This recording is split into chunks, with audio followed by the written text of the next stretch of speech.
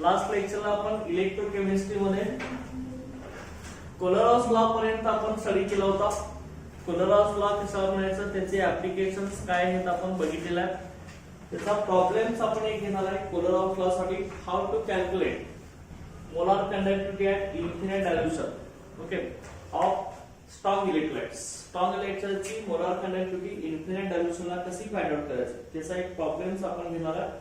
Problem काय आहे बघायचा मध्ये, calculate molar conductivity of.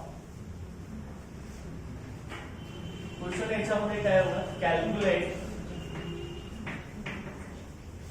Molar conductivity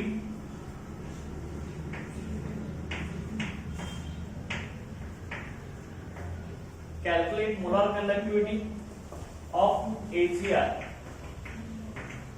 silver iodide at zero concentration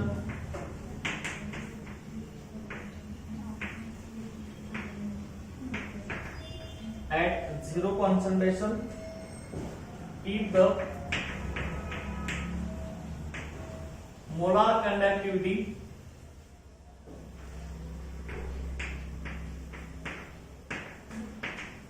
if the molar conductivity of NaI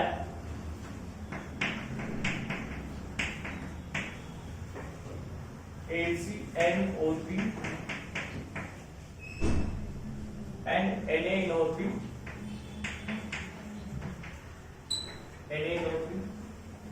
at zero concentration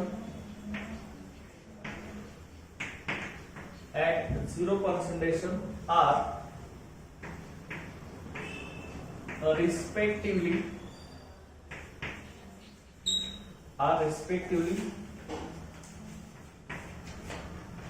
126.9, 133.4 and 121.5 per mole centimeter square per mole. लक्षात आपल्या molar conductivity of silver आयोडाइडची find out करायचं at zero concentration if the molar conductivity of sodium iodide, silver nitrate and sodium nitrate at zero concentration आपल्याला दिलेलं आहे.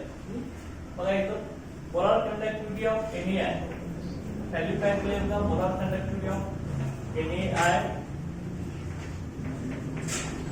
At zero concentration याची value आपल्याला दिलेली आहे किती आहे ती 126.9 per mole centimeter square per mole ही व्हॅल्यू आपल्याला दिलेली आहे.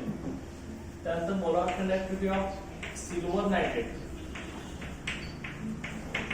AgNO त्याची व्हॅल्यू पण आपल्याला दिली ना, किती आपली ही 133.4 per mole centimeter square per mole ही व्हॅल्यू आपल्याला दिलेली आहे. त्यानंतर molar conductivity concentration sodium nitrate किती दिलं आपल्याला 121.5 पर mole centimetre square per mole ही व्हॅल्यू आपल्याला दिलेली आहे. आता तुम्हाला फाइंड आउट काय करायचं आहे, molar conductivity of AgI at zero concentration silver iodide at zero concentration ला हे आपल्याला फाइंड आउट करायचं. कॅप जे molar conductivity at zero concentration हे ही कॅप नॉट आली सर, लॅम्बडा नॉट झालं इथं कॅप नॉट आहे. चलो ही सगळ्यांची व्हॅल्यू आपल्याला मोलार कंडक्टिव्हिटीची व्हॅल्यू झिरो कॉन्सन्ट्रेशन ला दिलेली आहे आपल्याला. आता लक्षात घ्या आपलं AgI फाइंड आउट करायचं. कसं फाइंड आउट करणार आहे आपण AgI, त्या तिघांच्या पासून काढणार आहे. NaI AgNO3 आणि NaNO3 या तिघांच्या पासून तुम्हाला AgI फॉर्म करायचं. आता Ag कुणाच्यात आहे, इथं आहे ना AgNO3 मध्ये Ag आणि I कुणाच्यात आहे, NaI मध्ये आयोडीन आहे आपला I. त्यामुळे आता जे पाहिजे AgI पाहिजे, AgNO3 मध्ये NaI आयोडीन हा NaI मध्ये, त्यासाठी दोघांची इथे ऍडिशन करायचं. जे पाहिजे त्यांचे ऍडिशन करायचं. AgNO3 आणि NaI दोघांचे ऍडिशन पाहिजे. NaNO3 आपल्याला नको आहे, हा मायनस करायचा चल का. त्यामुळे molar conductivity of AgI at zero concentration is equal to ही कशी येणार आपली त्या दोघांच्या मोलार कंडक्टिव्हिटीच्या सम मधून ह्याची मोलार कंडक्टिव्हिटी मायनस करायची. आता तुम्हाला कसं येणार बघा molar conductivity of NaI okay plus molar conductivity of AgNO3 okay minus molar conductivity of NaNO हे आपण करणार आहे. ओके आता लक्षात घ्या मोलार कंडक्टिव्हिटी ऑफ NaI म्हणजे कोण येणार direct okay molar conductivity of okay zero concentration or infinite dilution ही काय असते sum of molar conductivity of cation and anion at infinite dilution of zero concentration आपली काय येत असते lambda plus lambda 0 Na plus molar conductivity of cation at zero concentration plus I minus at zero concentration plus molar conductivity of Ag plus at zero concentration बरोबर आहे ना molar conductivity सम असते ना कुणाची सम असते कॅटायन आणि anions molar conductivity of cation आणि anion at zero concentration okay तर इथे AgNO3 म्हणजे कॅटायन कोण आहे Ag प्लस आणि NO3 मायनस ना okay plus NO3 minus okay त्यानंतर मायनस इथं काय होणार आहे molar conductivity of cation Ag plus इथं मायनस होणार आहे ओके NO3 मायनस ओके आता कॅन्सल काय होते बघा रे आता इथं प्लस Na प्लस ला काय होणार आहे हा मायनस Na प्लस कॅन्सल होईल परत क्या प्लस NO3 मायनस ला मायनस NO3 मायनस आपला कॅन्सल होईल काय राहिलं फक्त I मायनस आणि Ag प्लस तर आपले राहिले काय molar conductivity of I minus at zero concentration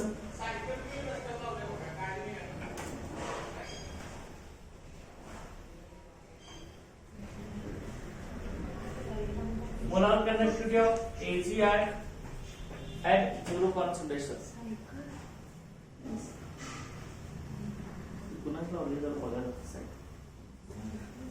पुन्हा जास्त पर्यंत काढू त्याला थांबली नाही परत बोलतो असं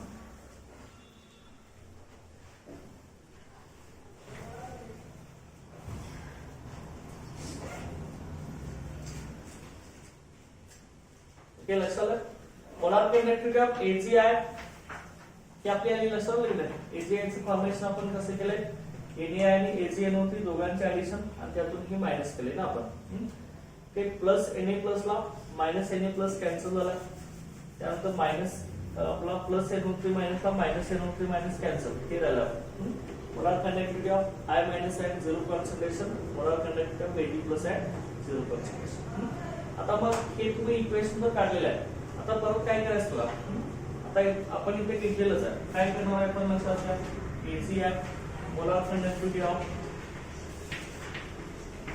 AgI at zero concentration ही कुणाची आपण ऍडिशन केलेले मोलार कंडक्टिव्हिटी ऑफ NaI आणि molar conductivity of AgNO3 minus कोण आहे आपली मोलार कंडक्टिव्हिटी ऑफ NaNO3 समजा का की आपण ही मायनस केल्यावरतीच आपल्या AgI येतोय हे आपण इथं फाइंड आउट केलं असतं आता डायरेक्ट खाली घेऊन आता हे आपण करायचं बघा याची व्हॅल्यू किती आहे NaI ची 126.9 प्लस ती काय येणार आहे 133.4 आणि इकडे मायनस आपलं काय येणार आहे 121.5 ओके त्या दोघांची ऍडिशन करायची आणि त्यातून तो मायनस करायचा आपला याचा आन्सर दिलेला आहे बघा इथं 138.8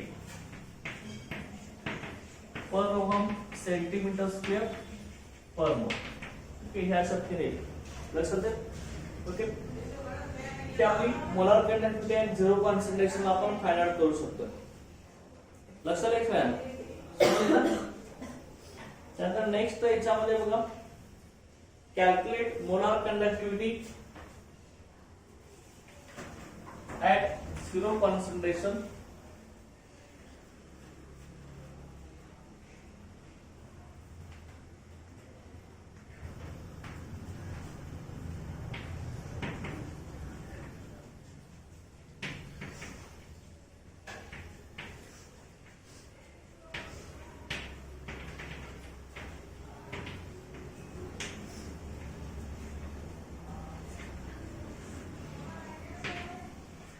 calculate molar conductivity at zero concentration for CaCl2 and Na2SO4.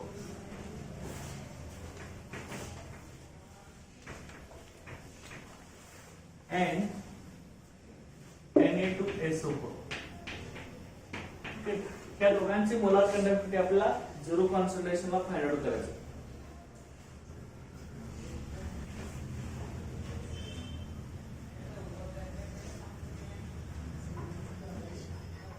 तर आयोनिक कंडक्टिव्हिटी आपल्याला दिलेली आहे इथं.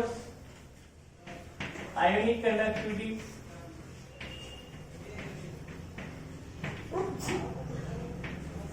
Na+ ची आपल्याला दिलेली आहे ऍट झिरो कॉन्सन्ट्रेशन.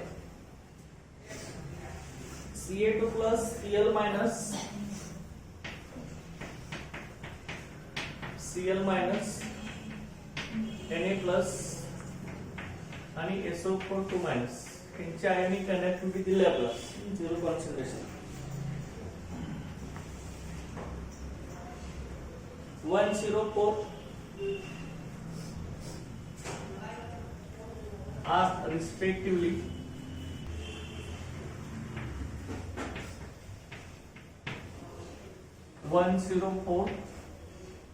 त्यानंतर 76.4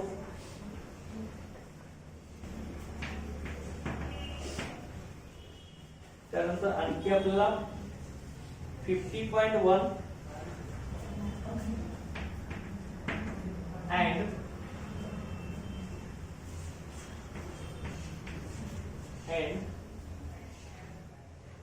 159.6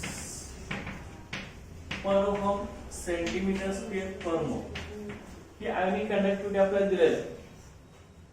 तर लक्षात घ्या ह्याच्यावरून आपल्याला मोलार कंडक्टिव्हिटी कोणाची करायची CaCl2 ऍट झिरो कॉन्सन्ट्रेशनला म्हणजे कॅप नॉट CaCl2 ची व्हॅल्यू तुम्हाला फाइंड आउट करायची आणि कॅप नॉट Na2SO4 ची व्हॅल्यू तुम्हाला इथं फाइंड आउट करायची.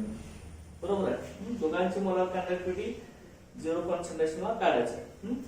आता molar conductivity at zero concentration काय फॉर्म्युला असतो आपला? Molar conductivity of cation plus molar conductivity of anion at zero concentration. Okay. आता मग या CaCl2 मध्ये कॅटायन कोण आहे? Ca2+ आहे. एनायन कोण आहे आपला? Cl- आहे. दोन एनायन आहेत ना याच्यामध्ये. त्यामुळे हे कसं लिहिणार आपण? Cap not CaCl2 molar conductivity of calcium chloride at zero concentration is equal to cation Ca+ molar conductivity of Ca2+ okay Ca2+ at zero concentration plus molar conductivity of Cl- at zero concentration. Cl- किती असणार आहे? दोन chlorine आहेत ना त्यामुळे इथे काय ना तुमचं 2 cap not okay lambda 0 Cl- दोन आहेत ना Cl- त्यामुळे 2 हे होणार. आता Ca2+ ची आयोनिक कंडक्टिव्हिटी हे आपल्याला दिलेलं आहे. किती आहे ती? 104 आहे प्लस 2 Cl- चे आपल्याला किती दिलंय? 76.4 हे आपल्याला दिलंय. दोघांच्या व्हॅल्यू आपल्याला दिलेल्या आहेत. तर लक्षात घे यामध्ये पहिला आपला किती होता? 256.8 पर ohm centimetre square per mole ही आपली कॅप नॉट CaCl2 झाली. बरोबर. त्याच पद्धतीनं molar conductivity of sodium sulphate Na2SO4 sodium sulphate याच्यामध्ये काय आहे बघा? Molar conductivity of Na+ at zero concentration. Na+ 2 आहेत ना त्यामुळे इथे 2 होणार. 2Na+ SO4 2 मायनस होणार आहे. त्यामुळे plus SO4 2 minus okay 0. Okay. आता Na+ चे आपल्याला दिलेले आहेत की किती आपले बघा 50.1 ओके प्लस इथे आपल्याला SO4 2 मायनस 159.4 6 ही व्हॅल्यू आपल्याला दिलेली आहे. आता याचा आन्सर आपल्याला मिळणार आहे 259.8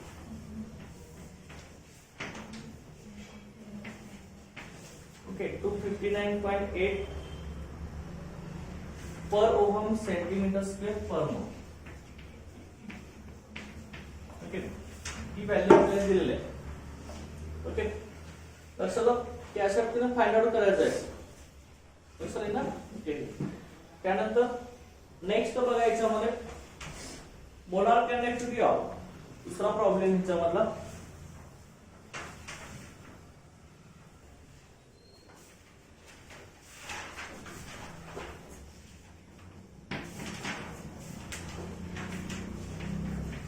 molar conductivity of 0.01 molar acetic acid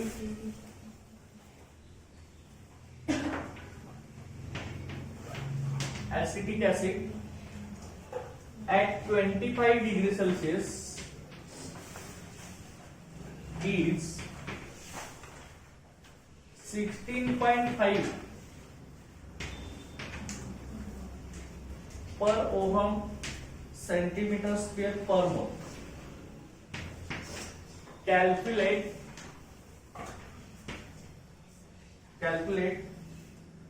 its degree of dissociation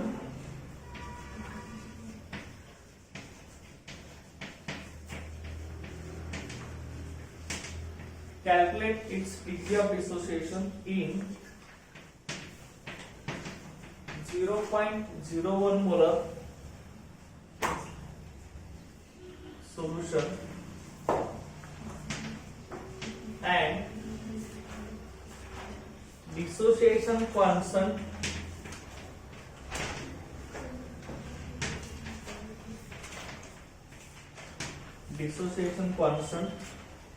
if molar conductivity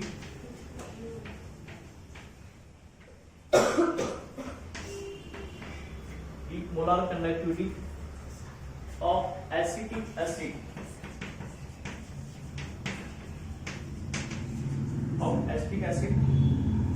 at zero concentration is 390.7 per ohm centimeter square per mole. Value आपल्याला दिलेली आहे. ओके,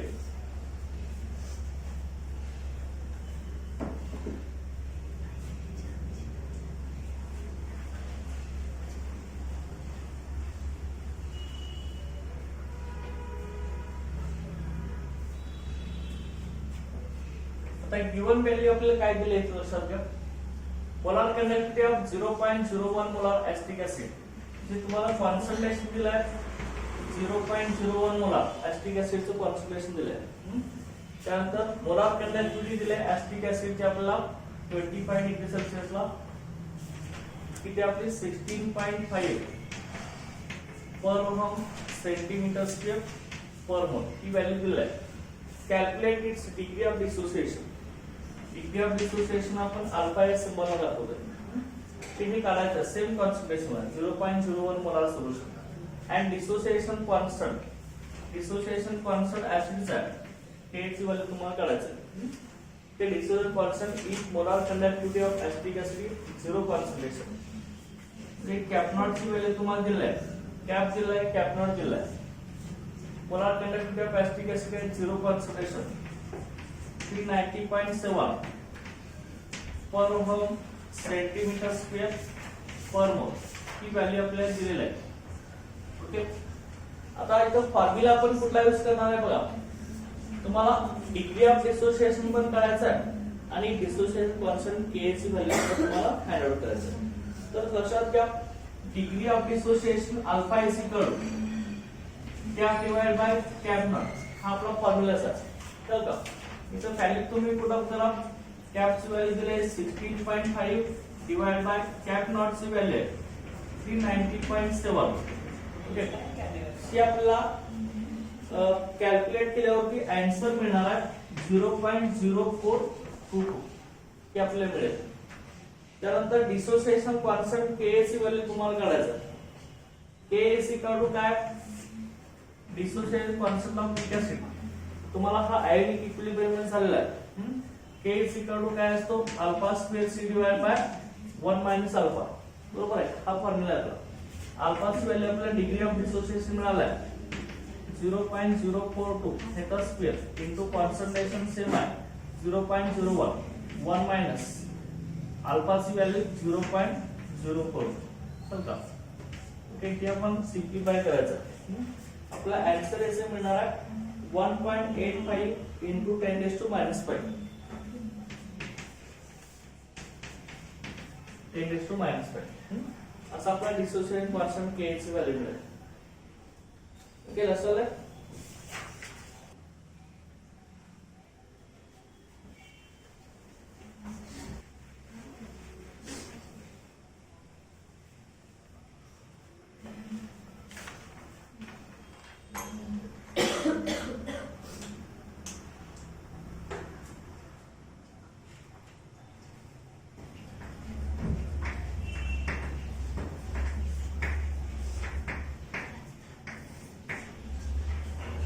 नेक्स्ट पॉइंट टॉपिक मधला बघा conductivity cell.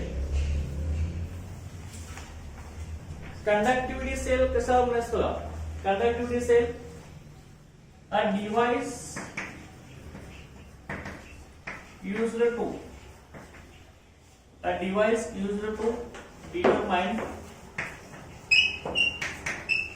a device used to determine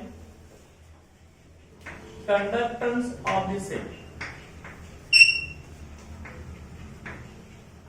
okay, ज्या डिव्हाइसचा use सेलचा conductance measure करण्यासाठी केला होता त्याला आपण काय म्हणणार आहे? Conductivity of cell. Okay, conductivity cell त्या डिव्हाइसचा यूज कशासाठी केला होता? To determine the conductance of the cell. Okay, सेलचा कंडक्टन्स मेजर करण्यासाठी. आता कंडक्टिव्हिटी सेल कसा असतो आपल्याला बघायचं. कंडक्टिव्हिटी सेल कसा असतो बघा.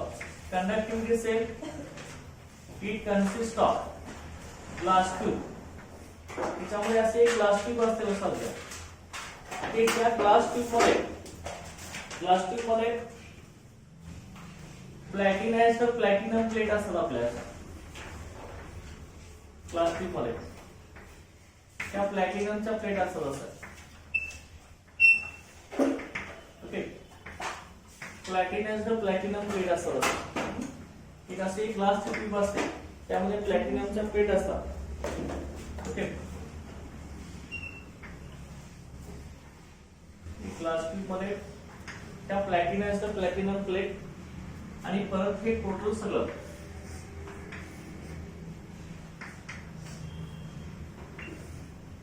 हे सोल्युशन मध्ये आपण डीप करत असतो. आणि ज्या सोल्युशन मध्ये आपण डीप करणार आहे त्याचा रेजिस्टन्स इथं ऑलरेडी मेजर केला आहे.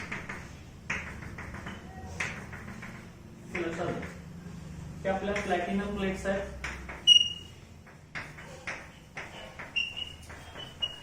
प्लॅटिनम प्लेट आहे ते आपलं सोल्युशन आहे. ते आपली ग्लास ट्यूब आहे. ओके, त्याचं कन्स्ट्रक्शन कसं आहे बघा. कंडक्टिव्हिटी सेल तयार कसा केला होता. कंडक्टिव्हिटी सेल मध्ये एक ग्लास ट्यूब असते. त्या ग्लास ट्यूब मध्ये दोन प्लॅटिनम प्लेट असतात. त्या दोन प्लॅटिनमच्या प्लेट इलेक्ट्रोड्स म्हणून ऍक्ट होतात आणि ह्या प्लॅटिनम प्लेट वरती प्लॅटिनम ब्लॅकचं कोटिंग केलं असतं. प्लॅटिनमच्या प्लेटवरती परत प्लॅटिनम ब्लॅक म्हणजे परत प्लॅटिनम मेटलचा लेअर दिला जातो. त्याला प्लॅटिनम ब्लॅक असं म्हणलं जातं. मग हा लेअर कसा दिला जातो तर electrolysis of chloroplatinic acid. Electrolysis of chloroplatinic acid. Electrolysis of chloroplatinic acid. Chloroplatinic acid आपलं H2PdCl6 असतं. ओके, त्या प्लॅटिनमच्या प्लेटवरती प्लॅटिनमचा लेअर दिला जातो. कसा दिला जातो? क्लोरोप्लॅटिनिक ऍसिडचं इलेक्ट्रोलायसिस करून त्या प्लॅटिनमच्या प्लेटवरती प्लॅटिनम ब्लॅकचा लेअर दिला जातो. आणि परत ही दोन प्लॅटिनमच्या प्लेट विथ ग्लास ट्यूब ज्या सोल्युशनचा रेजिस्टन्स ऑलरेडी मेजर केलेला आहे त्या सोल्युशन मध्ये डीप केलेलं असतं. ओके, तर ज्या सोल्युशनचा रेजिस्टन्स मेजर केलाय त्या सोल्युशन मध्ये आपला कंडक्टिव्हिटी सेल डीप केलेला असतो.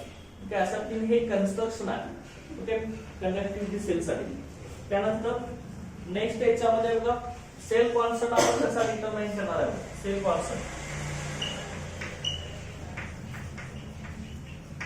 Constant represented by symbol b. Small b ह्या सिम्बॉलला आपण सेल कॉन्स्टंट सांगत असतो. सेल कॉन्स्टंट ची डेफिनेशन काय बघा. It is the ratio of, हा रेशो आहे, it is the ratio of distance of electrodes, distance of two electrodes to the area of cross section, to the area of cross section. Okay, to the area of cross section. हा ratio आहे, कुणाचा ratio आहे. दोन electrode मधला distance आहे. ते दोन प्लॅटिनियमच्या प्लेट इलेक्ट्रोड्स कनेक्ट होतात. ह्यांच्यातलं distance to the area of cross section. Okay, हे एरिया ऑफ क्रॉस सेक्शन म्हणजे हा cell constant b is equal to आपला काय येणार आहे l divide by a. Okay, distance आपण l ला दाखवतो, एरिया ऑफ क्रॉस सेक्शन आपण a या सिम्बॉलला दाखवतो. आता लक्षात घ्या लेंथ जर आपली मीटर मध्ये असेल, area of cross section metre square मध्ये असेल तर आपलं युनिट काय येणार आहे पर मीटर येणार. ओके, so युनिट काय आलं आपलं, unit in that. Okay, cell कॉन्स्टंटचं युनिट पर मीटर. जर आपला लेंथ जर सेंटीमीटर मध्ये असेल, area of cross section centimetre square मध्ये असेल तर दुसरं युनिट आपलं काय येणार आहे per centimetre, per metre of per centimetre हे आपलं युनिट येणार. ओके, आता त्यानंतर तुम्हाला आता ऑलरेडी कंडक्टिव्हिटी माहित आहे. कंडक्टिव्हिटी इज इक्वल टू काय G into L divided by A. ही फॉर्म्युला तुम्हाला ऑलरेडी माहिती आहे. Conductivity reciprocal of resistivity. Conductivity K G आपला काय असतो electrical conductance is equal to L divide by, हे बघितले आपण लास्ट लेक्चरला. K is equal to G L divide by. मग G मध्ये इलेक्ट्रिकल कंडक्टन्स काय असतो, रेसिप्रोकल ऑफ रेझिस्टन्स असतो ना.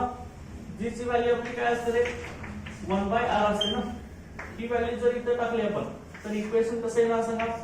K is equal to 1/R into काय येणार आहे L divided by A. आता मग L divided by A म्हणजे काय आपला सेल कॉन्स्टंट B आहे ना. B ची व्हॅल्यू काय आपली L divided by A म्हणजे B आपला. ओके, त्यामुळे इथे काय येणार आहे K is equal to काय येणार आहे B divided by R. बरोबर आहे. K म्हणजे आपली काय conductivity of specific conductance, B म्हणजे सेल कॉन्स्टंट आहे, R मध्ये काय रेजिस्टन्स ऑफ सोल्युशन. म्हणजे आपण आणखी कसा फॉर्म्युला लिहितो B is equal to K into R. बरोबर आहे. Cell constant B is equal to K into R किंवा conductivity is equal to cell constant divide by resistance. Okay, हा आपला फॉर्म्युला झाला. लक्षात आलं काय सांगितले बघा. कंडक्टिव्हिटी सेलचा यूज कशासाठी करतोय आपण, to determine the conductance of the cell. सेलचा कंडक्टन्स मेजर करण्यासाठी कंडक्टिव्हिटी सेल यूज केला होतो. त्याचं कन्स्ट्रक्शन कसं आहे आपलं, एक ग्लास ट्यूब असते. ग्लास ट्यूब मध्ये दोन प्लॅटिनियमच्या प्लेट असतात. त्या प्लॅटिनियम प्लेट वरती प्लॅटिनियम ब्लॅकचा लेयर दिला होतो. तो कसा दिला होतो, फ्लोरोप्लॅटिनिक ऍसिडचं इलेक्ट्रोलायसिस करून प्लॅटिनियम ब्लॅकचा लेयर दिला होतो. आणि हा कंडक्टिव्हिटी सेल ज्या सोल्युशनचा रेजिस्टन्स ऑलरेडी मेजर केला असतो त्याच्यामध्ये डिप केला असतो. हे कन्स्ट्रक्शन आहे. आणि सेल कॉन्स्टंट मग कसं करणार आहे आपण, सेल कॉन्स्टंट काय असतो, ratio of distance of two electrodes to the area of cross section. Okay, B is equal to L divided by A. Unit काय आपलं पर मीटर किंवा per second. Okay, conductivity K is equal to G into L divided by A असते. G म्हणजे electrical conductance, हा reciprocal of resistance असतो. ही value इथे टाकली K is equal to B by R, म्हणजे B is equal to K into R आला. Understand? कसं आहे ना, सेल कॉन्स्टंट लक्षात आहे का. आता त्यानंतर सेल कॉन्स्टंट आणि कंडक्टिव्हिटी कशी डिटरमाइन केली आहे ते आपल्याला बघायचं आहे एक्सपेरिमेंट वर. Determination of cell constant and conductivity.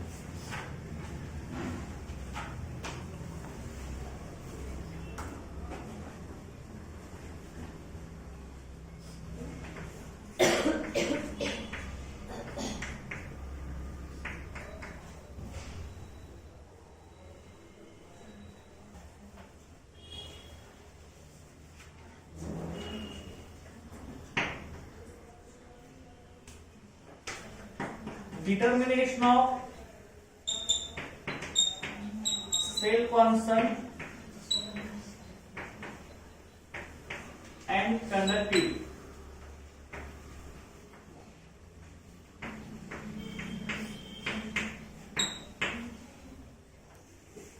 Determination of cell constant and conductivity.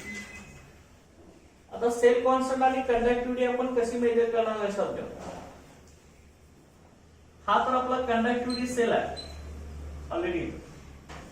हा कंडक्टिव्हिटी सेल आहे.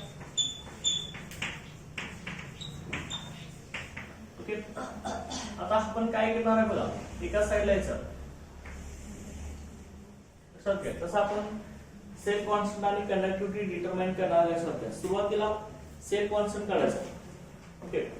बघा त्यासाठी मी आता काय करतोय बघा, फर्स्ट त्याच्यामध्ये डिटर्मिनेशन ऑफ सेल कॉन्स्टंट.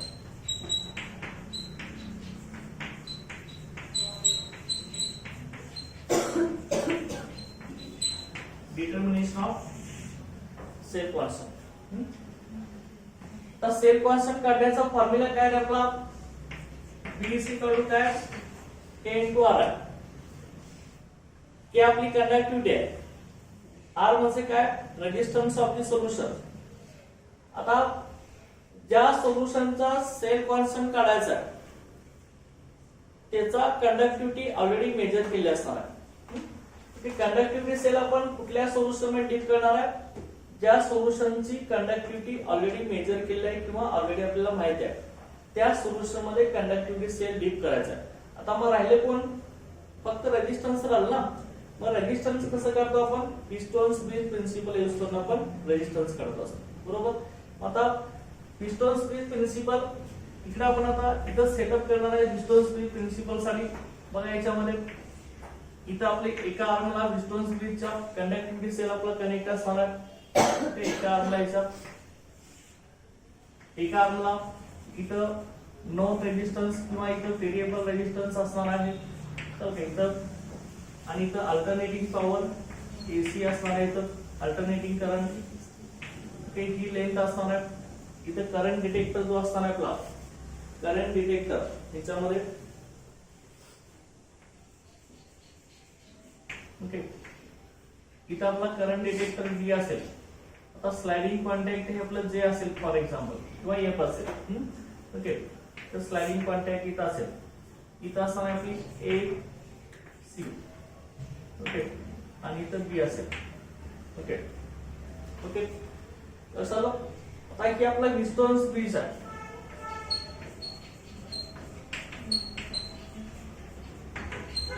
आता पिस्टोन्स ब्रिजचा यूज काय असतो रे, to determine the resistance of solution. सोल्युशनचा रेजिस्टन्स मेजर करण्यासाठी आपण पिस्टोन्स ब्रिज यूज करतो. तुम्हाला सेल कॉन्स्टंट काढायचा आहे. फॉर्म्युला काय, B is equal to K into R आहे. आता हा जो कंडक्टिव्हिटी सेल आहे ज्या सोल्युशन मध्ये डीप करणार आहे ते सोल्युशन आपलं कुठलं असतं, 1 मोलार KCl सोल्युशन घ्यायचं किंवा 0.1 मोलार KCl सोल्युशन घ्यायचं किंवा 0.01 मोलार KCl सोल्युशन घ्यायचं. ओके. त्यापैकी कुठलं तर एक सोल्युशन इथं आपण बीकर मध्ये घ्यायचं आणि त्या सोल्युशन मध्ये आपला कंडक्टिव्हिटी सेल आपण डीप करायचा. आता ऑलरेडी तुम्हाला त्या 0.1 मोलार किंवा 1 मोलार KCl सोल्युशनची कंडक्टिव्हिटी माहित असणार आहे. फक्त रेजिस्टन्स माहित नाही आता सेल कॉन्स्टंट काढण्यासाठी. पण तो रेजिस्टन्स कसं काढणार आहे आपण, पिस्टोन्स ब्रिज प्रिन्सिपल वरून काढणार आहे. पिस्टोन्स ब्रिज यूज करून. मग ह्या पिस्टोन्स ब्रिजच्या एका साइडला आपलं काय कंडक्टिव्हिटी सेल कनेक्ट केलं एका आर्मला. दुसऱ्या आर्मला आपण इथं व्हेरिएबल रेजिस्टन्स किंवा नॉन रेजिस्टन्स आपण RX इथं अटॅच केलेला आहे. ओके. त्यानंतर परत बघा हा स्लाइडिंग कॉन्टॅक्ट आपला इथं D आहे. चल का आता D हा करंट डिटेक्टर आहे लक्षात घ्या. करंट डिटेक्टर आहे. आणि स्लाइडिंग कॉन्टॅक्ट आपलं जे आहे ही युनिफॉर्म वायर इथे AB असणार आहे. Uniform wire AB. आता जेवढा रेजिस्टन्स जास्त असणार तेवढी कंडक्टिव्हिटी कमी असणार ना. तर मॅक्सिमम रेजिस्टन्स कुठे येतो बघायचं आहे या युनिफॉर्म वायर वरती. मॅक्सिमम रेजिस्टन्स कुठे येतो त्यावेळी कंडक्टिव्हिटी टोटल काय असणार आहे, 0 असणार. बरोबर आहे ना. ओके. त्यामुळे काय करायचं बघा, हा पिस्टोन ब्रिज तर आपण घेतलेला आहे. एका आर्मला इकडे कंडक्टिव्हिटी सेल कनेक्ट केलाय, दुसऱ्या आर्मला नोन रेजिस्टन्स किंवा व्हेरिएबल रेजिस्टन्स आपण अटॅच केलाय. इथं आपला अल्टरनेटिंग करंट एसी पॉवर इथं आहे. परत इथं आपला इथं युनिफॉर्म वायर AB आहे. हा करंट डिटेक्टर D आहे. स्लाइडिंग कॉन्टॅक्ट आपला J इथं आहे. आता ही sliding contact J AC power start करायचा. हा J हा स्लाइडिंग कॉन्टॅक्ट आपण त्या युनिफॉर्म वायर AB वरती मूव्ह करायचा. चल का युनिफॉर्म वायर AB वरती मूव्ह केल्यावरती त्या करंट डिटेक्टरचं डिफ्लेक्शन 0 दाखवलं पाहिजे. असं आपण मूव्ह करत जाणार ना. जोपर्यंत तिथं करंट डिटेक्टरची व्हॅल्यू 0 दाखवत नाही डिफ्लेक्शन, अजिबात डिफ्लेक्शन झालं नाही पाहिजे करंट डिटेक्टर मध्ये. ते 0 डिफ्लेक्शन पुढे तर आपल्याला मिळणार ना. पण त्या 0 डिफ्लेक्शनला आपण पॉइंट C म्हणा, तो कुठे असेल तर इथं करंट आपला काय असणार, करंट डिटेक्टरची व्हॅल्यू ते डिफ्लेक्शन दाखवणार नाही. कंडक्टिव्हिटी एक्झॅक्ट 0 होईल आणि रेजिस्टन्स आपलं कसं होणार आहे, मॅक्सिमम होणार आहे. त्याला आपण C पॉइंट म्हणणार आहे. ओके, आणि लेंथ AC आणि BC आपण मेजर करून घ्यायचं. तर तिथं स्लाइडिंग कॉन्टॅक्ट जे 0 डिफ्लेक्शन दाखवतोय तो तुमचा C पॉइंट असणार आहे. लेंथ AC आणि BC मेजर करायचा. आता त्यानंतर according to distance bridge principle, resistance of solution R solution directly proportional to length AC असते. Okay, directly proportional to length AC. and variable resistance of known resistance directly proportional to length BC असते. बरोबर आहे. आता ही Rx म्हणजे आपला non resistance आहे. याची value आपल्याला माहित असते लक्षात घ्या. त्या दोघांच्यावरून आपल्याला काय येतं बघा, R solution divide by Rx equal to length AC divide by length BC. ते Rx या साइडला गेला तर R solution is equal to Rx into length AC divide by length BC. बरोबर आहे. Rx हा नॉन रेजिस्टन्स आहे, याची व्हॅल्यू माहित असते. लेंथ AC आपण मेजर करणार आहे, लेंथ BC मेजर करणार, ती व्हॅल्यू इथे टाकणार, रेजिस्टन्स ऑफ सोल्युशन मिळणार. बरोबर आहे. एकदा रेजिस्टन्स ऑफ सोल्युशन मिळाले की तुम्हाला सेल्फ कॉन्स्टंटची व्हॅल्यू मिळणार ना. रेजिस्टन्स मिळाला. ओके, कंडक्टिव्हिटी आपल्याला ऑलरेडी माहिती होती KCL ची. ओके, त्यामध्येच आपण हा कंडक्टिव्हिटी सेल डिप केलाय ना, त्यामुळे सेल्फ कॉन्स्टंटची व्हॅल्यू मिळाली आपल्याला. लक्षात आहे का सेल्फ कॉन्स्टंट? सेल्फ कॉन्स्टंट कसा काढायचा लक्षात आहे ना. कंडक्टिव्हिटी सेल आपण कुठल्या सोल्युशन मध्ये डिप करणार आहे, 1 मोलार KCl, 0.1 मोलार KCl किंवा 0.01 मोलार KCl. ज्या सोल्युशनची कंडक्टिव्हिटी आपल्याला ऑलरेडी माहित आहे. चल याची कंडक्टिव्हिटी आपल्याला ऑलरेडी माहित आहे, त्याच्यामध्ये आपण कंडक्टिव्हिटी सेल डिप करणार आहे. आता राहिलं कोण, फक्त रेजिस्टन्स आला आहे. तो रेजिस्टन्स आपण डिस्टन्स ब्रिज वरून काढणार आहे. ते काय असेल R solution is equal to Rx into length AC by BC. त्यांना आपण रेजिस्टन्स ऑफ सोल्युशन काढला तर सेल्फ कॉन्स्टंट मिळणार ना आपल्या इथं, B is equal to K into R1. Okay, आता मग एकदा तुम्हाला रेजिस्टन्स मिळाला, तुम्हाला कंडक्टिव्हिटी काढायचं. कंडक्टिव्हिटी आता कसं काढणार बघा, कंडक्टिव्हिटी K तुम्हाला काढायचं ना. Conductivity K is equal to काय फॉर्म्युला आहे आपला, B divide by R. Okay, आता असं आपण बघितलं conductivity K is equal to B divide by R. आता सेल्फ कॉन्स्टंट तर इथे आपण काढलेला आहे. सेल्फ कॉन्स्टंट तुम्हाला माहिती झाला. रेजिस्टन्स सेम काढून घ्यायचा. कसा, आता आपण काढलाय रेजिस्टन्स ब्रिजवर, कंडक्टिव्हिटी आपल्याला निघतेच नाही याच्यावर. तर का तुम्हाला सेल्फ कॉन्स्टंट माहिती आहे, रेजिस्टन्स माहिती आहे, तर कंडक्टिव्हिटी मिळणार ना K is equal to B divided by R. पण कंडक्टिव्हिटी माहिती असेल तर मोलार कंडक्टिव्हिटी कसं काढणार आहे, काय फॉर्म्युला आहे, 1000 मोलार कंडक्टिव्हिटी क्या K is equal to 1000 काय आपलं K by C ना, राईट नाही, 1000 into K by C. ते आपली मोलार कंडक्टिव्हिटीचा फॉर्म्युला आहे. अंडरस्टँड. हे कंडक्टिव्हिटी, मोलार कंडक्टिव्हिटी अशा पद्धतीने आपण सेल्फ कॉन्स्टंट आणि कंडक्टिव्हिटीची व्हॅल्यू आपण फाइंड आउट करू शकतो. लक्षात आलं. आता त्यानंतर नेक्स्ट बघायचा म्हणजे आता एक प्रॉब्लेम याच्यावरचा घेऊया, त्यानंतर इलेक्ट्रोकेमिकल सेल आपण बघूया. इथपर्यंत समजलं एक सगळ्यांना. Understand.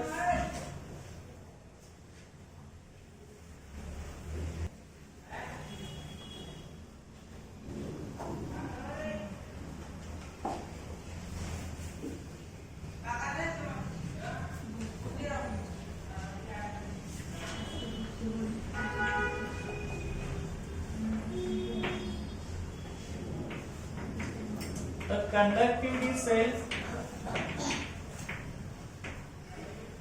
containing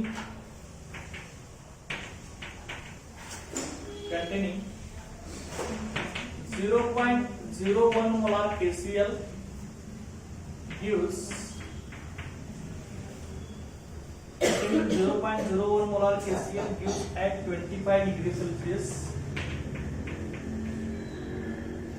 the resistance of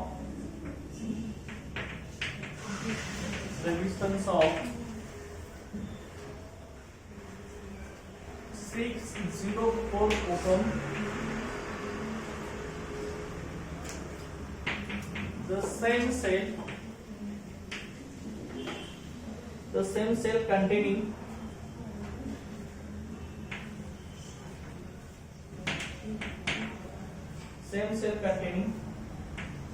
0.001 molar HgNO3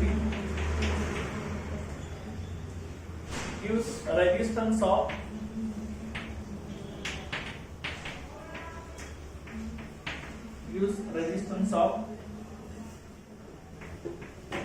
6530 ohm.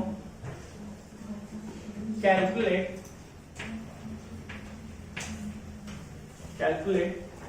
molar conductivity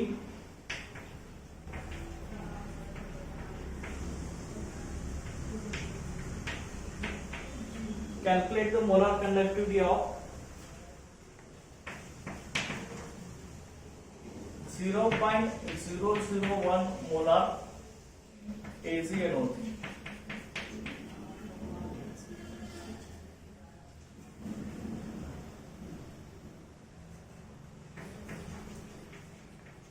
The conductivity of 0.01 molar KCl at 25 degrees Celsius is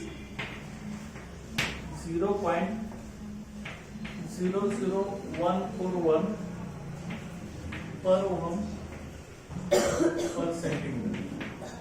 ते आपल्याला दिलेले आहे. आता कसं करणार आपण लक्षात घ्या. याच्यामध्ये तुम्हाला गिवन व्हॅल्यू काय दिले बघा. Conductivity cell containing 0.01 molar KCl.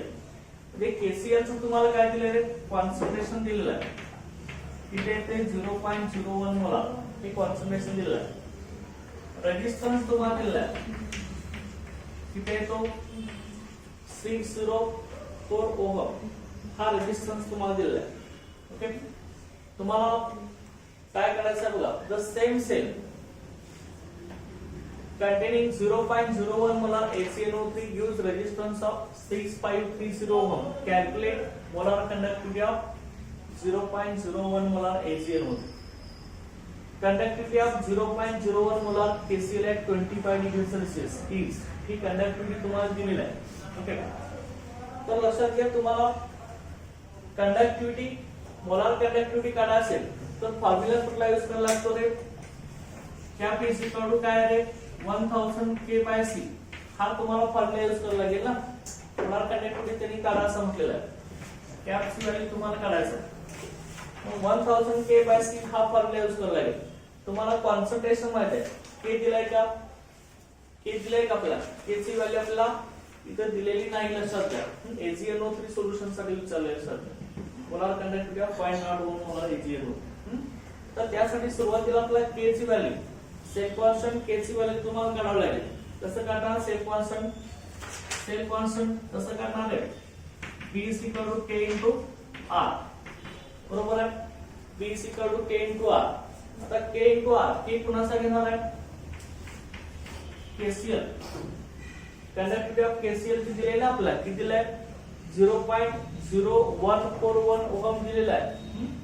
काय इथे लिहा मग 0.00141. रेजिस्टन्स पण आपल्याला दिला आहे. किती दिला आहे, 604. त्याची व्हॅल्यू आपल्याला दिलेली आहे.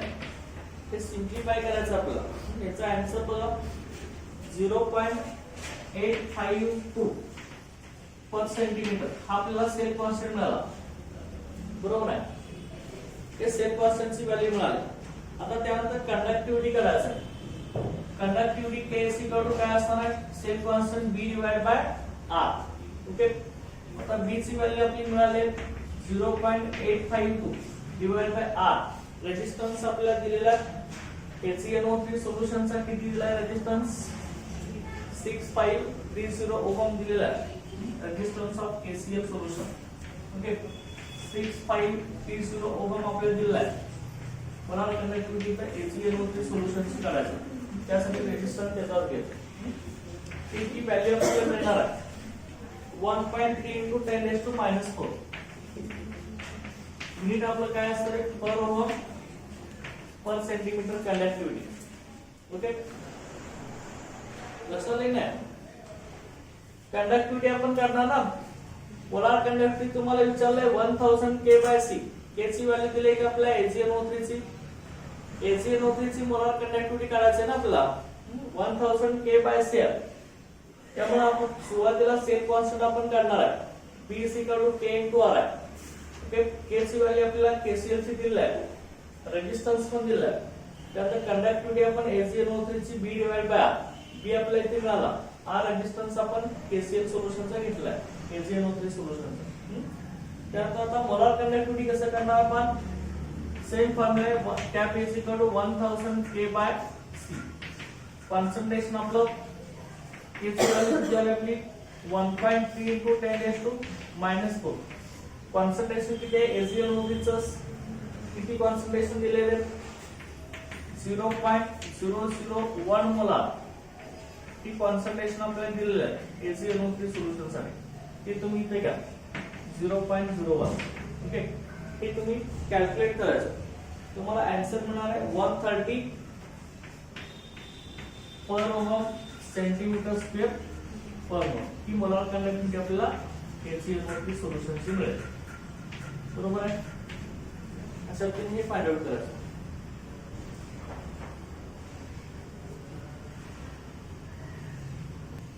समजले का लक्षात आहे ना okay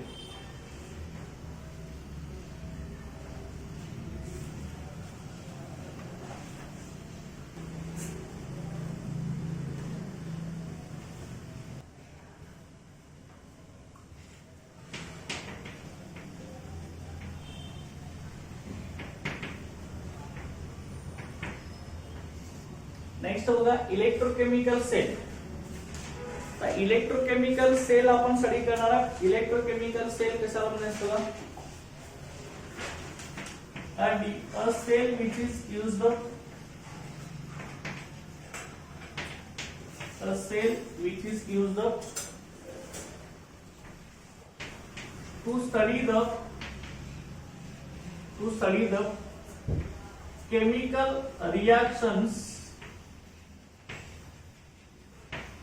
to study the chemical reactions electrically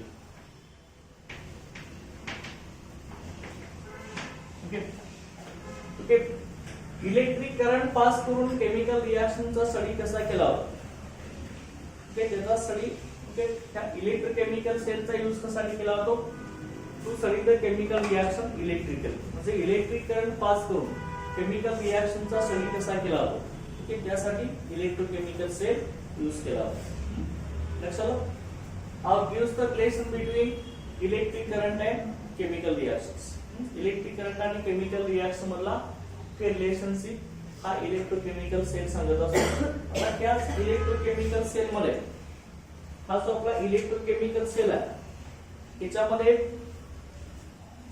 आपले टर्म कुठल्या कुठल्या इन्क्लूड होतात बघा सुरुवातीला याच्यामध्ये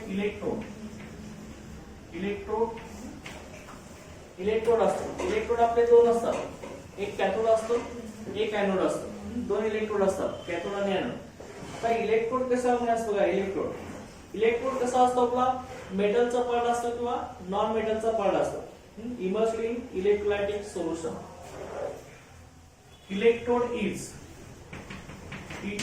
मेटॅलिक और नॉन मेटॅलिक पार्ट हा मेटलचा पार्ट असतो किंवा नॉन मेटलचा असतो मेटल आपले प्लॅटिनम असेल त्यानंतर दुसरा आपले मेटल सगळे आपले कॉपर असेल ते मेटलचा असेल किंवा नॉन मेटॅलिक पार्ट म्हणजे कार्बन असेल ना ग्राफाइट हा इलेक्ट्रोड म्हणून ऐकतो तो कार्बनचा मेटॅलिक और non metallic rod immersed in electrolytic solution rod immersed in electrolytic solution.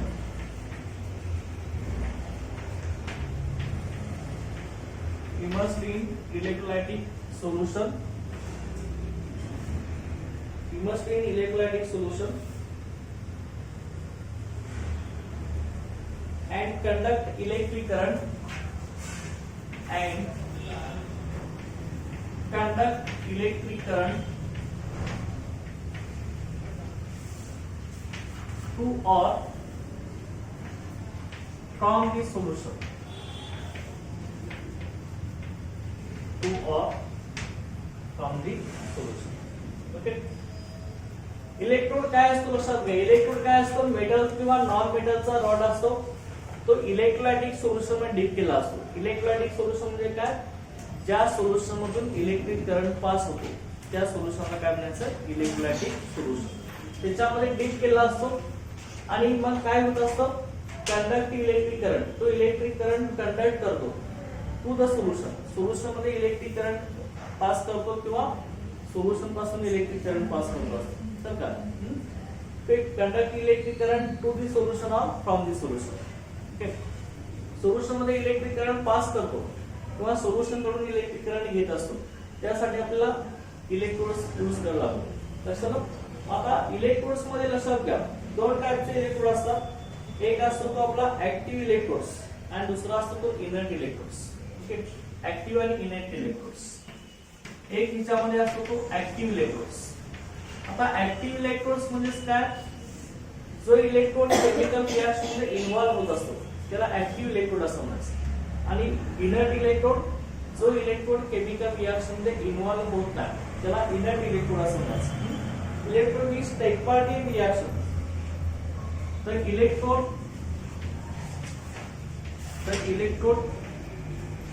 which take part in chemical reaction. Okay, is called active electrodes. जो इलेक्ट्रोड केमिकल रिएक्शन मध्ये इन्व्हॉल्व होत असतो, ओके, पार्टिसिपेट होत असतो, त्याला आपण ऍक्टिव्ह इलेक्ट्रोड असं म्हणतो. आणि दुसरा असतो याच्यामध्ये इनर्ट इलेक्ट्रोड. इनर्ट इलेक्ट्रोड कसा असतो बघा, the electrode which do not take part in reaction. The electrode which do not take part in reaction.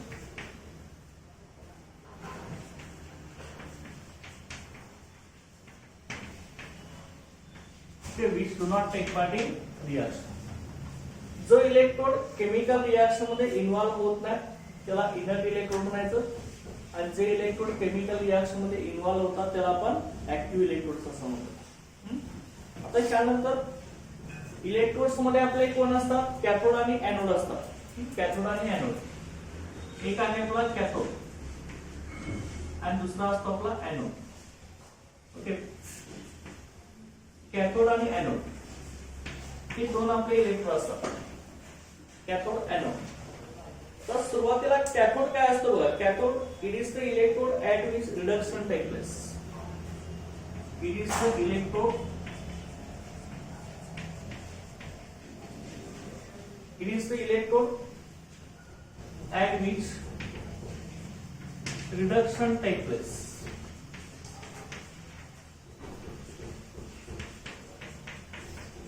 Okay. ज्या इलेक्ट्रोडचं रिडक्शन होत असतं त्याला आपण काय म्हणणार आहे, कॅथोड म्हणणार आहे. It is the electrode at which reduction take place by gain of electrons. Okay.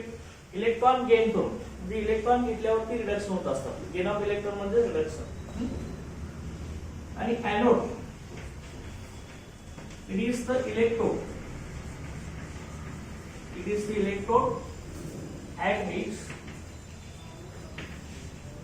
Oxidation take place, at which oxidation take place. Oxidation take place by loss of electrons.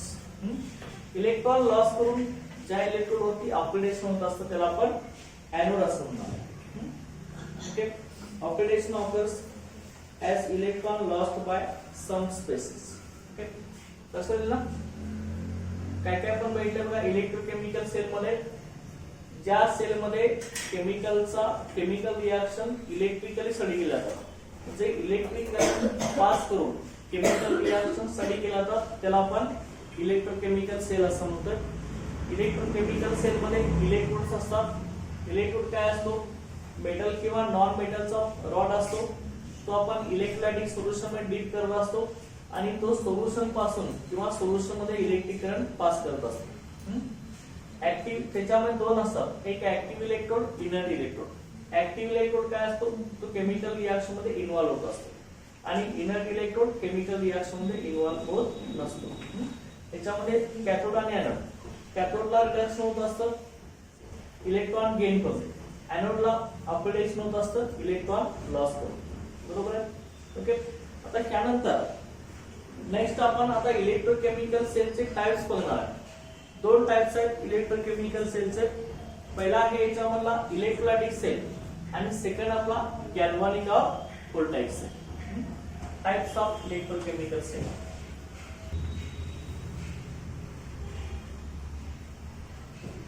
आता इलेक्ट्रोकेमिकल सेलचे types कुठले आहेत तुला, types of electrochemical sale. ठीक आहे, ते types कुठले आहेत बघा. पहिला याच्यातला टाइप जो आहे तो आपला इलेक्ट्रोलायटिक सेल. पहिला याच्यातला इलेक्ट्रोलायटिक सेल आहे. सेकंड आहे आपला गॅल्व्हॅनिक सेल और व्होल्टाइक सेल. ही दोन टाइप्स आहेत आपले इलेक्ट्रोकेमिकल सेल्स. ओके, आता सुरुवातीला आपण इलेक्ट्रोलायटिक सेल बघूया. Electrolytic sale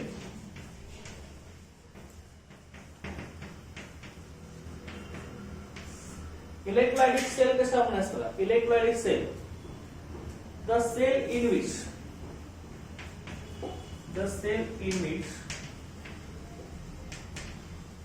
non-spontaneous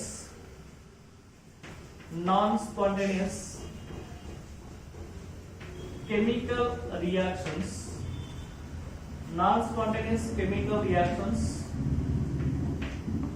the cell in which non-spontaneous chemical reactions take place. Okay, ज्या सेल मध्ये नॉन स्पॉन्टेनियस केमिकल रिएक्शन घडून येत असते, take place by applying external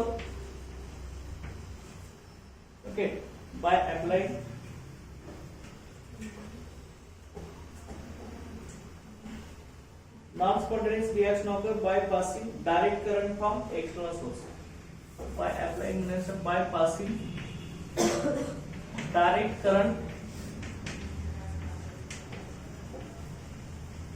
applying direct current from external source. By passing direct current from external source into the solution.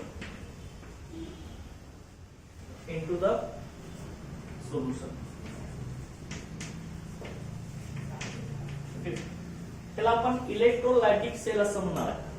Electrolytic cell, the cell in which non-spontaneous chemical reaction occurs or takes place by passing direct current from external source into the solution. Okay, ज्या cell मध्ये non spontaneous chemical reaction होतात, म्हणजे स्वतःहून तिथं reaction होत नाही, चल का एक्सटर्नल फोर्स अप्लाय केला जातो, पण त्या नॉन स्पॉन्टेनियस केमिकल रिएक्शन कशा होत असतात, तर डायरेक्ट करंट पास केले होते. ओके, एक्सटर्नल सोर्स कडून त्या सोल्युशन मध्ये डायरेक्ट करंट आपण पास केल्यावरतीच केमिकल रिएक्शन होत असतात, अदरवाइज केमिकल रिएक्शन होणार नाही. त्याला आपण इलेक्ट्रोलायटिक सेल असं म्हणतो. मग त्या इलेक्ट्रोलायटिक सेल मध्ये कोण असणार बघा, एक्झाम्पल आपण घेऊया इलेक्ट्रोलायटिक सेलचं. कुठले एक्झाम्पल्स आहेत बघा याच्यामध्ये. बघा इथे electrolytic cell, deposition of metal,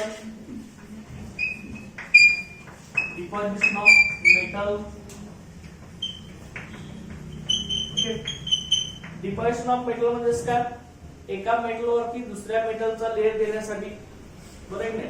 आता आपण ह्याच्यामध्ये टेक्निक वेगवेगळे आहेत. गॅल्व्हनायझिंग टेक्निक, गॅल्व्हनायझेशन मध्ये काय करतो आपण, आयर्न वरती झिंकचा लेयर देतो ना.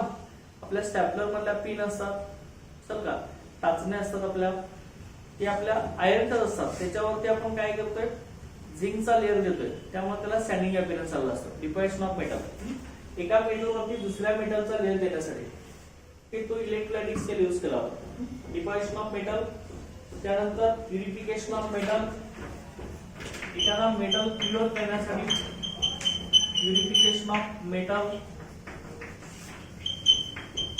ते मेटल प्युअर स्टेट मध्ये आणण्यासाठी. त्यानंतर इलेक्ट्रोप्लेटिंग मध्ये, इलेक्ट्रोप्लेटिंग टेक्निक, इलेक्ट्रोप्लेटिंग त्याच्यामध्ये एका मेटलवरती दुसऱ्या मेटलचा लेयर देण्यासाठी एक इलेक्ट्रोप्लेटिंग टेक्निक. त्या सगळ्यांच्या मध्ये इलेक्ट्रोलायटिक सेल आपला यूज केला जातो लक्षात. ही वेगवेगळे टेक्निक तुम्ही मेटलॉजी मध्ये बघितलेलं आहे. Transition and inner transition elements मध्ये मेटलॉजीचा पार्ट होता आपला, त्यामध्ये होतं सगळे की मेटलचे प्युरिफिकेशन कसं करायचं, बरोबर नाही. Calcination, roasting, purification of metal मध्ये तुम्ही पोलिंग मेथड पहिले नाही, पोलिंग मेथड असेल, त्यानंतर आणखी कुठल्या होत्या मेथड आपल्या, पॅन आर्केल मेथड, चल ठीक नाही. प्युरिफिकेशन मेथड होते नाही, पोलिंग मेथड, पॅन आर्केल मेथड, त्यानंतर आपली झोन रिफायनिंग मेथड, ठीक आहे, त्याच्यामध्ये झाले. त्या सगळ्या सेल मध्ये आपल्या इलेक्ट्रोलायटिक सेल आपण यूज केला होता. ओके, आता इलेक्ट्रोलायटिक सेल मध्ये एनोड, एनोड हा पॉझिटिव्ह असतो लक्षात. इलेक्ट्रोलायटिक सेल मध्ये एनोड कसा असतो आपला, पॉझिटिव्ह असतो. एनोड इज पॉझिटिव्ह लक्षात ठेवायचं. Electrolytic cell anode positive, cathode negative असतो.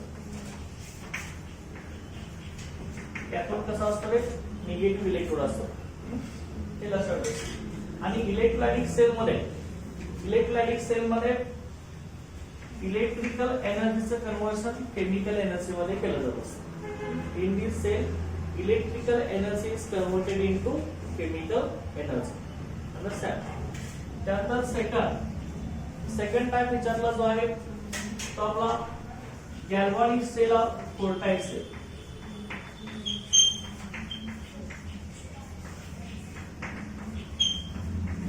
Galvanic cell of voltaic cell, तर त्यामध्ये काय होत असतं बघा,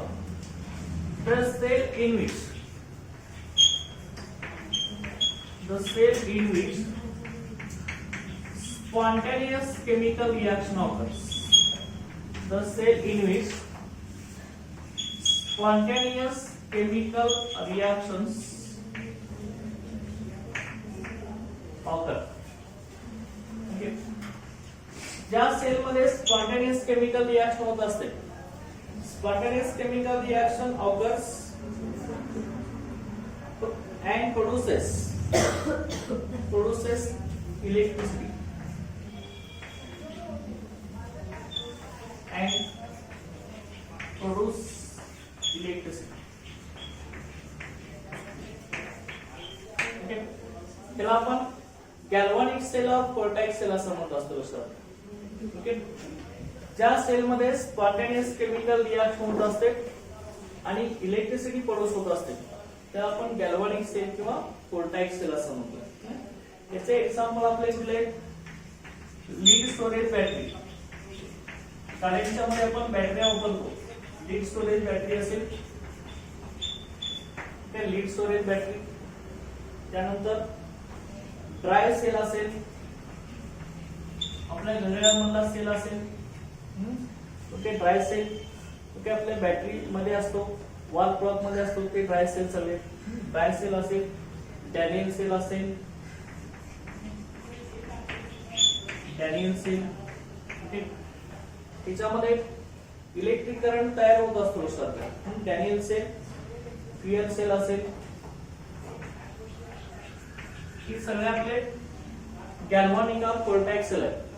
त्यांच्यामध्ये कुठलाही एक्सटर्नल सोर्स अप्लाय करायची गरज नाही, स्वतःहून केमिकल रिएक्शन होत असतात आणि त्यामुळे इलेक्ट्रिसिटी प्रोड्यूस होत असते. लक्षात आहे का? इथे कसं आहे, नॉन स्पॉन्टेनियस केमिकल रिएक्शन होतात. बाहेरून आपण एक्सटर्नल करंट पास केला तरच केमिकल रिएक्शन होणार. लक्षात घ्या, इथं स्वतःहून केमिकल रिएक्शन होत असतात आणि इलेक्ट्रिक करंट तयार होत असतं. ह्या लीड स्टोरेज बॅटरी गाड्यांच्या मधल्या बॅटरी असतात आपल्या, ड्राय सेल असेल, डॅनियल सेल असेल, फ्युएल सेल असेल, हे सगळे आपले गॅल्व्हॅनिक सेल.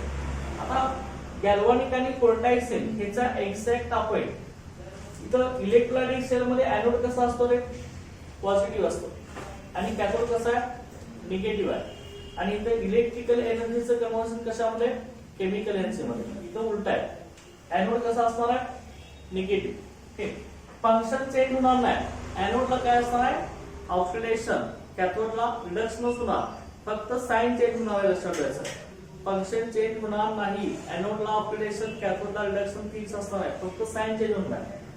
एनोड, इथं एनोड निगेटिव्ह असतो आणि कॅथोड जो असतो तो आपला इथं पॉझिटिव्ह असतो, हे लक्षात ठेवायचं.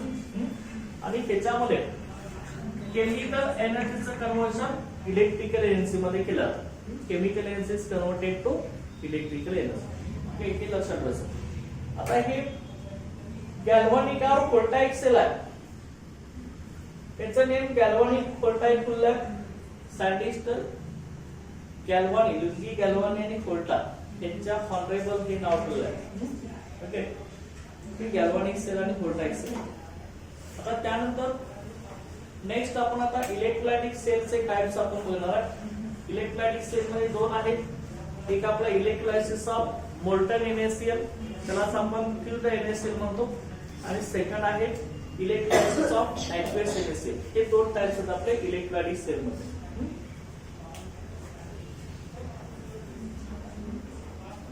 इथपर्यंत समजलंय की नाही? नेक्स्ट बघा इलेक्ट्रोलाइटिक सेल. आता इलेक्ट्रोलाइटिक सेलचे दोनच टाइप्स आहेत. एक इलेक्ट्रोलायसिस ऑफ मोल्टन NaCl आणि दुसरा आहे तो आपला electrolysis of aqueous NaCl.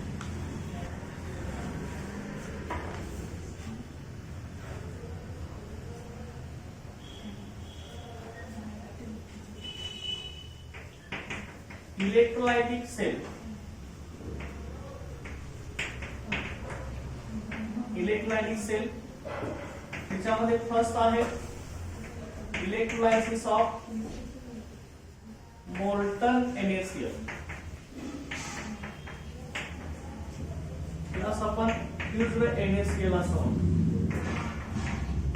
फ्युज्ड NaCl. आता इलेक्ट्रोलायसिस ऑफ मोल्टन NaCl याचा आपला कन्स्ट्रक्शन कसं असतं लक्षात घ्या. Electrolysis of molten NaCl of fused NaCl मध्ये त्याचं कन्स्ट्रक्शन कसं आहे लक्षात घ्या यामध्ये. ओके, बघा इथं सुरुवातीला कन्स्ट्रक्शन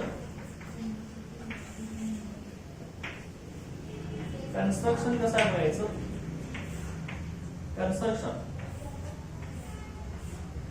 ओके, आपला बीकर असतो, एक वेसल घेतला होता. ह्या वेसल मध्ये आपला इथासा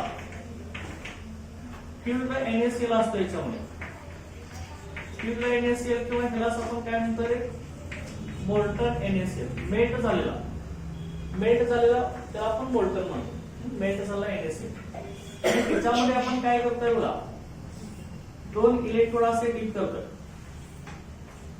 आता दोन्ही इलेक्ट्रोड ही कार्बनचे इलेक्ट्रोड्स आहेत, ही ग्राफाइटचे इलेक्ट्रोड असणार आहेत. आणि ही एक्सटर्नल सोर्स आपण इथे बॅटरीला कनेक्ट करतोय प्लस मायनस. इथं आपली बॅटरी असणार, हे बॅटरी. इथं असणार आहे कार्बनचा एनोड, कार्बन एनोड. आणि इथं असणार आहे कार्बनचाच इलेक्ट्रोड आहे, कार्बन कॅथोड. कार्बनचा मध्ये कुठला असणार आहे, कार्बन मधला कुठला इलेक्ट्रोड म्हणून ऍक्ट होत आहे, कुठला इलेक्ट्रोड म्हणून ऍक्ट होतोय. कार्बनचा कुठला फॉर्म इलेक्ट्रोड म्हणून ऍक्ट होतोय, ग्राफाइट. आता मला सांगा, हा एनोड इलेक्ट्रोलाइटिक सेल मध्ये पॉझिटिव्ह असणार का निगेटिव्ह असणार? पॉझिटिव्ह असणार. ओके, इकडला आपला हा पॉझिटिव्ह असणार आणि कॅथोड कसा असणार आपला, निगेटिव्ह असणार. ओके, आता ही कार्बनचे एनोड आणि कॅथोड आपण हे फ्युज्ड NaCl किंवा मोल्टन NaCl मध्ये असे आपण डीप करणार आहे. आणि इलेक्ट्रोलाइटिक सेल मध्ये रिएक्शन कधी होत असतात, काय डेफिनेशन आपण सांगितलंय इलेक्ट्रोलाइटिक सेलची, तर cell in which non spontaneous chemical reaction होत असतात. कधी होतात non spontaneous reaction? By passing okay direct current from external source into the solution. Direct current आपण आता पास करणार. ही बॅटरी त्यासाठी जोडली ना आपण, तर ही बॅटरी आपण त्यासाठी जोडलेली आहे. त्या बॅटरीचा आपला पॉझिटिव्ह इलेक्ट्रॉन्स बॅटरीच्या पॉझिटिव्ह टर्मिनलला जोडलेला आहे. निगेटिव्ह इलेक्ट्रोड निगेटिव्ह टर्मिनलला आपण कनेक्ट केलेला आहे. ओके ज्यावेळी एक्सटर्नल सोर्स आपण बॅटरीतून पास करणार आहे त्याच वेळी इथं स्पॉन्टेनियस केमिकल रिएक्शन व्हायला नॉन स्पॉन्टेनियस रिएक्शन व्हायला आपली स्टार्ट होणार. ओके हे सगळं आपण आता अरेंजमेंट असे केलं आहे. कन्स्ट्रक्शन लक्षात आहे तुम्हाला. पेसल घ्यायचं, त्याच्यात मोल्टन NaCl घ्यायचं, 2 कार्बनचे इलेक्ट्रॉन डीप करायचे आणि ही एक्सटर्नल सोर्स बॅटरीला आपण कनेक्ट करायचा. आणि ज्यावेळी आपला इलेक्ट्रिक करंट पास होणार आहे, इलेक्ट्रिक करंट पास केला वर्किंग आपलं वर्किंग मध्ये इलेक्ट्रिक करंट पास केल्यावरती काय होणार आहे, NaCl चं डिसोसिएशन व्हायला चालू होणार ना. NaCl डिसोसिएशन झाल्यावरती NaCl चं काय होणार आहे, मोल्टन स्टेट मध्ये Na+ आणि Cl- हे आयन सेपरेशन व्हायला चालू होणार. बरोबर आहे. मग आता रिएक्शन कसं होणार, कॅथोडला आणि एनोडला रिएक्शन्स ऍट कॅथोड. आता कॅथोडला काय होतं सांगितलं आपण, ऑक्सिडेशन होते का रिडक्शन होत आहे. कॅथोडला ऑक्सिडेशन होते का रिडक्शन होत आहे, रिडक्शन होते ना. रिडक्शन म्हणजे काय, gain of electrons, electron gain केले जातात. आता इथं वर्किंग मध्ये NaCl चं डिसोसिएशन झालंय, Na+ आणि Cl- आयन झाले लक्षात घ्या. मग ते कॅथोडला काय करतो बघा, Na+ आयन एक इलेक्ट्रॉन गेन करतोय आणि ह्याचं कन्वर्शन Na मेटॅलिक सॉलिड मध्ये होत असतं. लक्षात घ्या मेटॅलिक सोडियम मध्ये होत असतं. आणि हा मेटॅलिक सोडियम आहे इथं डिसोसिएशन झाला, फ्युज्ड NaCl आहे. याच्यामध्ये कुठले आयन झाले आपले Na+ आणि Cl- आयन तयार झाले. इलेक्ट्रिक करंट पास केल्यावर Na+ Cl- आयन सेपरेट झाले. मग हा जो Na+ आयन आहे, हा Na+ आयन आणि Cl- ion oppositely charge electrode कडे हे ट्रान्सफर होऊन आहे. Na+ वरती चार्ज कुठला आहे, पॉझिटिव्ह आहे. तो कुणाकडे जाणार, कॅथोड कडे जाणार ना. कॅथोड वरती निगेटिव्ह चार्ज आहे. पॉझिटिव्ह आहे निगेटिव्ह इलेक्ट्रोड कडे जाणार आणि निगेटिव्ह आहे पॉझिटिव्ह इलेक्ट्रोड कडे जाणार. कॅथोडला आपली रिडक्शन रिएक्शन होत आहे. डिसोसिएट झाला Na+ आयन एक इलेक्ट्रॉन गेन करणार कुणाकडून, तर त्या Cl- आता लॉस करणार आहे एनोडला. एनोडला ऑक्सिडेशन होतं म्हणजे लॉस ऑफ इलेक्ट्रॉन्स. लॉस केला एक इलेक्ट्रॉन, कॅथोडला Na+ आयन घेणार आणि त्याचं कन्वर्शन कसं होणार, मेटॅलिक सॉलिड.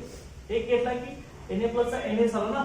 मग तो Na आपला कुठे डिपेंड होणार आहे, त्या कशावरती डिपेंड होणार, कॅथोड वरती याचं डिपॉझिशन व्हायला चालू होईल ना. लक्षात येत नाही, मोल्टन NaCl मधला Na+ आयन त्या कॅथोड वरती डिपॉझिट व्हायला चालू होते. लक्षात घ्यायचं. ओके आणि त्यानंतर एनोडला आपलं काय होत असतं, ऑक्सिडेशन होत असतं. इथं गेन ऑफ इलेक्ट्रॉन झालेलं आहे, रिडक्शन गेन ऑफ इलेक्ट्रॉन्स, हे रिडक्शन झालं आपलं. हे रिडक्शन. ओके एनोडला Cl- आयन आहे, हा इलेक्ट्रॉन लॉस करणार आहे. त्यावेळी इथं Cl+ इलेक्ट्रॉन, इथं लॉस ऑफ इलेक्ट्रॉन होणार. लॉस ऑफ इलेक्ट्रॉन म्हणजे काय रे, ऑक्सिडेशन होणार आहे. ऑक्सिडेशन. ओके चल का, हा Cl- इलेक्ट्रॉन लॉस करणार आहे. लॉस करून त्याचं डिपॉझिशन कुठे होणार आहे, एनोडला. हा निगेटिव्ह चार्ज आहे, पॉझिटिव्ह चार्ज इलेक्ट्रोडला डिपॉझिट होणार. हा इथे येणार आणि तसा क्लोरीन आपला कसा असतो, गॅसेस स्टेट मध्ये असतो ना. आता 2 क्लोरीनचे आयटम आपले एकत्र येणार. तो Cl- आयन काय करणार आहे, Cl2 गॅस तयार करणार आणि 2 इलेक्ट्रॉन लिबरेट करणार. आणखी 2 इलेक्ट्रॉन हे सोडियम घेणार, 2 Na+ आयन, इथं 2 Na होणार. ते बॅलन्स करायसाठी.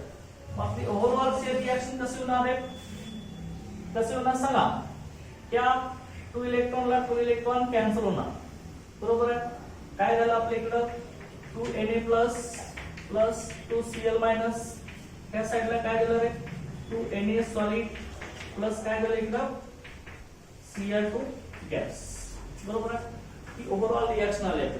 आता लक्षात घ्यायचं आपल्या रिझल्ट काय बघायचं, त्या मोल्टन NaCl चे इलेक्ट्रोलायसिस केल्यावर रिझल्ट काय येतो बघा. रिझल्ट आपला सोडियम मेटल कशावर डिपेंड झाला रे, एनोड वर का कॅथोड वर डिपेंड झाला. सोडियम मेटल कुठे डिपेंड झाला, कॅथोडला डिपेंड झालाय ना.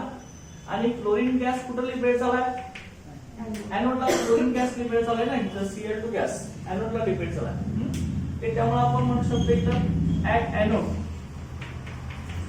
पेल ग्रीन कलरचा पेल ग्रीन Cl2 गॅस लिबरेटेड. एनोडला पेल ग्रीन कलरचा क्लोरीन गॅस लिबरेट होणार आहे. आणि कॅथोडला ऍट कॅथोडला आपला सोडियम मेटल डिपाइट होणार आहे ना. At cathode silvery white Na metal deposited. Okay, silvery white sodium metal deposit होणार. लक्षात आहे. ओके, कॅथोडला सिल्वरिफाइड कलरचा सोडियम मेटल डिपाइट होणार आणि एनोडला क्लोरीन गॅस आपला लिबरेट होणार आहे. पेल ग्रीन कलरचा क्लोरीन गॅस लिबरेट होणार आहे. ठीक आहे, लक्षात ठेवायचं.